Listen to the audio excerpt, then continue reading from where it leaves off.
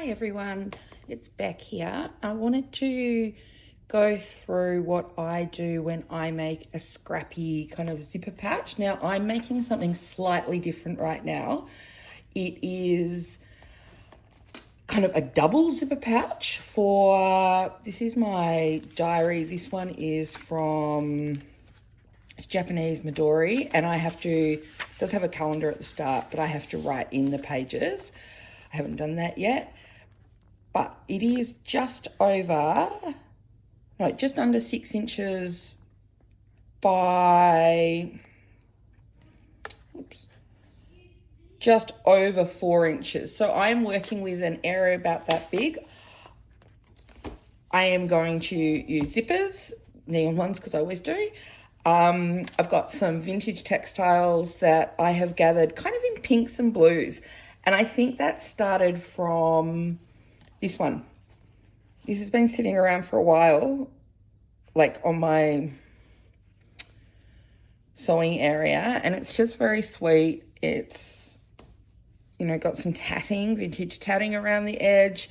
I'm going to include that and some sofa puffs or yo-yos. This little doily, I actually really like the blue stitching here. I have pulled out these two fabrics from the beautiful fabrics that were gifted to me by Vintage Cotton Fabrics on Instagram. So I think I'm going to try and cut into them if I'm brave enough to do so. This was a little scrap left over from my Edie quilt.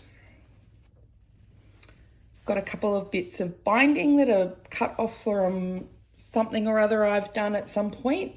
So I don't throw, to me, it's a really usable bit of fabric, partly because you could open it up, but I often use them just to add a little strip of something onto it.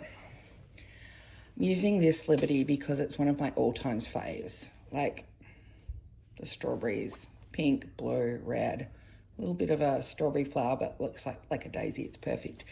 And then this is fabric that I screen printed at the end of last year as a kind of a team building exercise with Emily and Lucy at the shop. And this pink I think it's probably a cotton linen blend from the feel of it. And it's got some drawn thread work, which is really pretty, some embroidery, and I'm going to put some of that in. So whilst I need kind of the equivalent of 4 external panels and 4 internal panels, this is going to be too much stuff. This is just what I've gathered together to start with. And then I also have, and I'm not sure what this is and I'm really sorry, it is a fusible interfacing. It's quite thin and it's got some stability to it, but without foam, kind of the thickness of it. I don't want it too fat because I want it to fit into my little diary pocket kind of thing that I have. So that's what I'm working with, and I'll show you how I go about formulating what kind of bits I'll put together to make each kind of panel, and then I'll put it together with you. To help people work out how to do this is not actually how I do it when I'm doing it. I just kind of make up a little patchwork piece and then trim it down to size. But if you're struggling with that, what you can do is cut your interfacing to the size that you need. This one I'm going to do just a plain bit of this pink work because it's so pretty. I have not put these together yet. So I'm going to stitch them together. And to do this one, for the 3 bits, you're going to sew this one together, and I'm just going to hand sew along there because it's so delicate and I don't want to put a line of stitching across, and then I'll seam this one as per usual in patchwork. This one also will involve some hand stitching, and this one is going to use the bit of printed fabric that I've used. I'm going to patchwork down here like just a normal seam, and then I'm going to hand stitch these on on top. So I'm doing relatively simple little designs because it needs to go in something that I'm going to carry around all the time. And I don't want it too delicate. I'm using those pink neon zips, and I've decided I'm going to line in this gorgeous old vintage cotton. And so I'm going to end up with 2 zipper pouches, but I need them to go around a piece of elastic so that they stay in this book. So when they're opened, there'll be the elastic in between, and there'll be 2 zipper pouches opening on the edges. I am going to join them together. I'm going to re-press this binding to make it like that kind of binding. It's not bias binding because it's not cut on the bias. And then stitch either side at the bottom, catching both of the zipper pouches together, and that will join them together so that they can sit inside this easily. So that's where we're up to. I'm going to go away and do that stitching.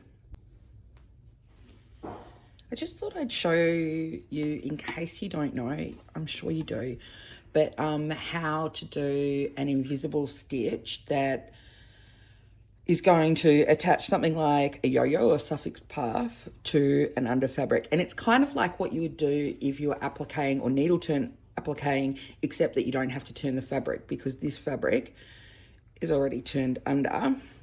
So you just show you the first stitch. You always travel under your work. That's how you get a neat result. But come up on the side, just catching as little of the fabric on the side as you can. And if you go straight back down, right next to it, travel under your work, come up about 1/2 centimetre away. This is how you get a stitch that you just, oops, managed to catch my pin there, but that you just can't catch. Now I should have pinned these on with applique needles. Applique pins, they really help. But I was being lazy and didn't get up, and then thought, somebody would probably want to see. So if you have a look here, you can hardly see at all that there's a little stitch. So reason being, travel is all under the work. You come up and you go back down. So you come up catching the side of this fabric and you go back down, missing the side of the fabric, but adjacent to your stitch. So it's very tiny, the little stitch that is there, and it doesn't show. Now, the other thing that is really important to get a neat result is the thread that you use and the needle that you use. And I'm going to come back and show you what I recommend. Notions matter. They really do result. They do really affect your result. So this is the thread that I use. It's a Metla silk cotton. I like color 1531. It's called Dew. I use it for everything. So I use it for applique, needle turn applique, hand piecing, EPP, and I don't know, anything else I might do by hand. It's really fine and it's really strong. I much prefer it to Aurifil. I used to break Aurifil a lot, and that used to really annoy me. It threads into, because it's so fine, into the needles that I recommend, which is a Bohin brand straw milliner's needle. I use a size 10 for anything that I'm doing by hand, and it threads completely great. Some of the older women in the store and stuff have trouble sometimes threading it because it's quite fine. Get yourself a mechanical needle threader like this. This is a Clover one. No, this is not a Clover one. I've got a Clover one in my other bag. They are game changers. If you have trouble, I have trouble at night sometimes when I'm tired. They just need to be flat and then they work. So I use a number 7 of this same type of needle, Bohin Straw Milliners, for any hand quilting. They are my absolute favorites. I love the length. They will bend. You can see this is a brand new needle, or yesterday, and it's already got a bend in it. I love the bend. So they're game changers. Where are we up to? I have got my 4 outer bits of my pouch, because essentially I'm making 2. I've got my 4 lining pieces. I cut my interfacing, which is quite like firm, 1/4 of an inch smaller than the exterior, like my patchwork piece, and I made lots of mistakes. I don't know why. I don't know what I was doing. I was really tired last night and I had to add on some extra bits, and with this one too. And I would normally, this Strawberry Liberty should actually extend down to the bottom, but that is going to get caught by the binding that's going to put them together. So I'm not particularly worried about that. Anyway, I've got 4 pieces. Everybody makes mistakes. Just embrace them. I am sick of perfectionism. I deal with it in some of my children and it's just heartbreaking. Anyway, I'm not a perfectionist, so I can let go of it easily. I am essentially going to have 2 zipper pouches, like that way, that are joined there and they open like this within my diary. So I am happy with those 2 pairs. When we're doing this, we do outer piece right side up, zipper right side down, so teeth are down, lining piece right side down, and you can check at this point if you're worried about it. So the zipper's going to be there and the lining piece is going to be, when it turns inside out, right side up. So people get really worried by zippers. They're not hard at all. It's just this zipper sandwich. And I've always called it a zipper sandwich, but I heard Lucy explaining it to people as like, you know, the zipper's the filling, so it's in the middle. You've got to remember which way the teeth go, I guess. But the 2 pieces, your outer and your lining, for when you're making zipper pouches this way, are the bread, and they're buttered onto the inside. So the good side of the sandwich, the butter side of the sandwich will go in, as do your fabrics. So we line those up. I use quick clips at this point. I am just going to run a seam down here. I am not going to use a zipper foot, because why am I going to do that? Oh, I actually like to see some of the neon zipper. So, and I'm going to do it from this side because I can see where that interfacing is then. So I can make sure I run along like that. So that's where I'm up to. So I probably should move that down here. Okay, I'm turning you off. I'll come back with some seamed bits and pieces. So at this point, you have a zipper attached to a front and a back. I am going to use my iron to press both of those away from my zipper, and then I'm going to run what's called, I can't remember what it's called, but a liner stitching here. And what it does is prevents your lining of your zipper pouch going up into your zipper. And I tend to make my stitch length longer there just because it looks neater. So now we're going to repeat this process exactly the same way, but we've got fabric attached to a zip. So we're going to do, remember, right side, buttered side up. Teeth are going to be down. You can check that at this point, but if you fold that up, there's the zip with the 2 right sides out.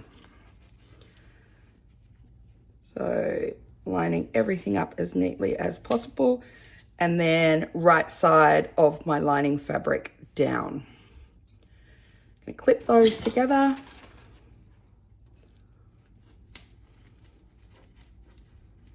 Trying to make sure they're all really neatly aligned, especially because I'm working with that real 1/4 inch edge that is either, like, what I'm trying to talk about is I have a 1/4 inch around that doesn't have interfacing that's kind of thick in it. So I'm just going to run a seam now, and then I'm going to do the stay stitching on top like this. Okay, so now what you have is 2 pieces of your outer of your zipper pouch, 2 pieces of your inner and a zip. And I have just opened my zip up, which is longer than my work, and run a stitch back and forth here to hold it. And then what I do is I take a fabric scissor, but an old one, and cut that off. You don't have to do it here because the zip is already held together. You have to make sure that if your zip is longer than your pouch, that your zip pull is within that area.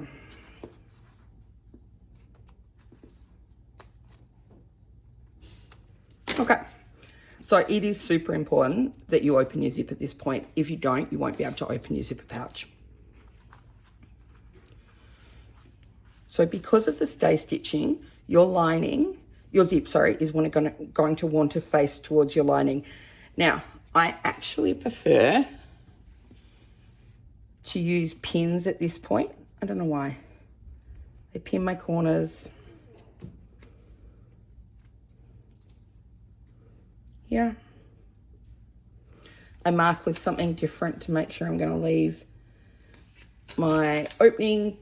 It's really important to leave an opening because otherwise you can't turn your work inside the right way. I'm going to pin these corners.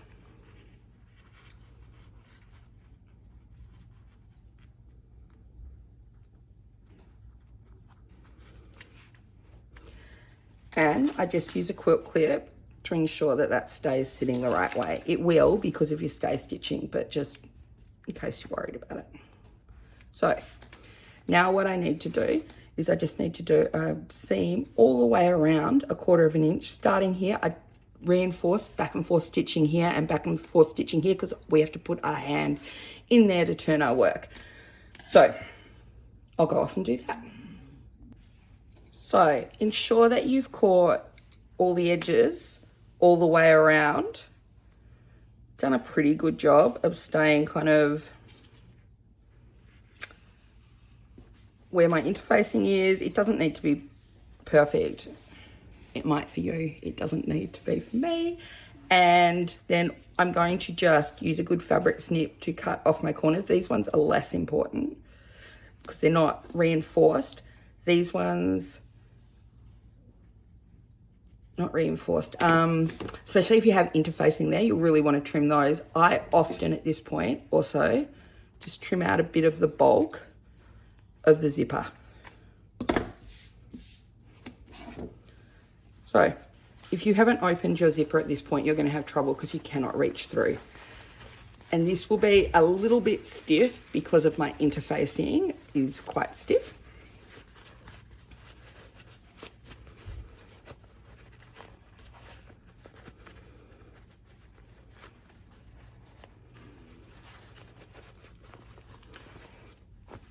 I'm going to step away for 2 secs and grab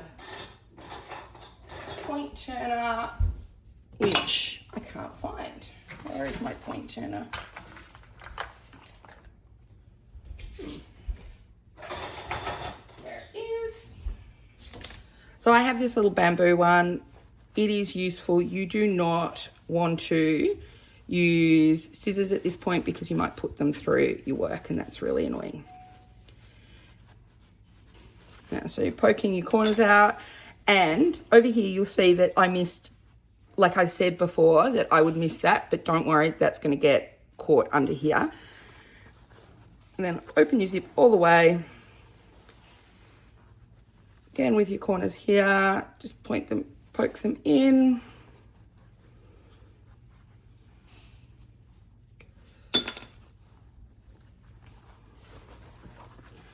That goes back inside. We have made a little zipper pouch. Now that's the external of mine is going this way. Now some people get really funny about this little bit here. You can point that with your point turner, but it doesn't worry me at all. So there's one. I'm going to do the second one. Now, sorry, I forgot to show you a step. You need to stitch this together, and I just do that. Pin. So I pin the folds, like my seam allowances, over.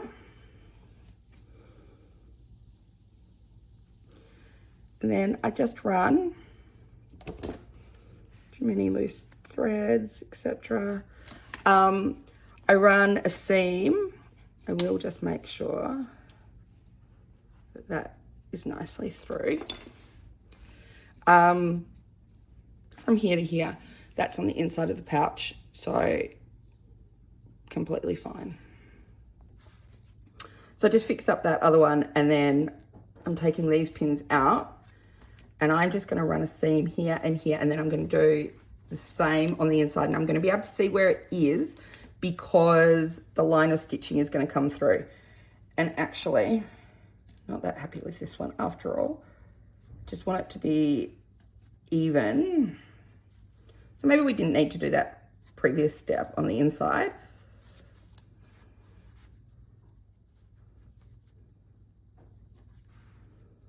Yeah. There. Looks pretty good.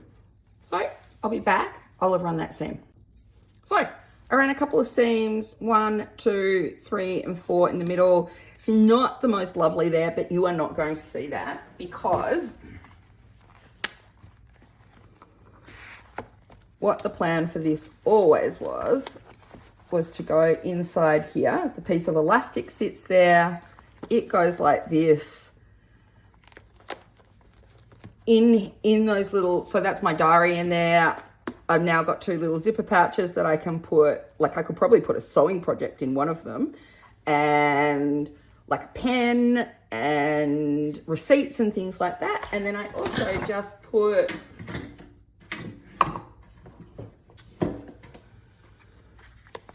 so I've got still a couple of elastics there. I put a notebook in, and I put a little folder like this in as well, which sometimes I tuck business cards and stuff into. But so for me, this is perfect. This is going to probably annoy some people if you're trying to make one of these yourself. I purposely wanted the zips at either end so that it wasn't too catchy at one end. I'm just going to trim that little right there. But that might annoy you. Anyway, I'm super thrilled with my little pouch that I've made to go in my diary. I hope it's useful to somebody. Like, look how cute that is. And then like this, and then like that.